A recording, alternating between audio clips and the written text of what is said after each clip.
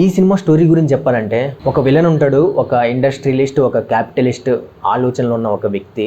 So అతని ఆలోచన ఏంటంటే మెయిన్ రిసోర్సెస్ అన్నీ కూడా తన ఆధీనంలో ఉండాలి, తన కంపెనీ ఆధీనంలోనే ఉండాలి. దాని ద్వారా దేశాన్ని, పవర్ని, పాలిటిక్స్ని అన్నింటినీ కూడా తన కంట్రోల్లో ఉంచుకోవచ్చు అన్న ఒక ఆలోచనతో ఉంటాడు. సో అలాంటి ఒక వ్యక్తికి బంగాళాఖాతంలో ఒక కొత్త ఆయిల్ సైట్ ఒకటి కనిపెట్టారన్న ఒక న్యూస్ తెలుస్తుంది. సో ఆ ఆయిల్ సైట్ ని తన సొంతం చేసుకొని ఆయిల్ సామ్రాజ్యానికి తను ఒక అధిపతి అవ్వాలి అనుకుంటాడు. సో దానికోసం ఇండియాలో ఉన్న పొలిటీషియన్స్, గవర్నమెంట్ అఫీషియల్స్ వాళ్ళందరినీ కలిసి 1,00,000 కోట్లు లంచం ఇవ్వడానికి డీల్ కూడా సెట్ చేసుకుంటాడు.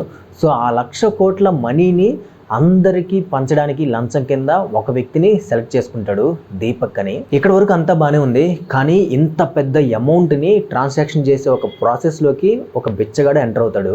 సో ఆ బిచ్చగాడు ఆ ప్రాసెస్లోకి ఎందుకు ఎంటర్ అయ్యాడు, ఆ ప్రాసెస్లోకి ఎంటర్ అయిన తర్వాత ఎలాంటి సిచ్యువేషన్స్ వచ్చాయి, చివరికి ఏం జరిగింది అనేదే స్టోరీ. అది మీరు సినిమా చూసి తెలుసుకోవాలి.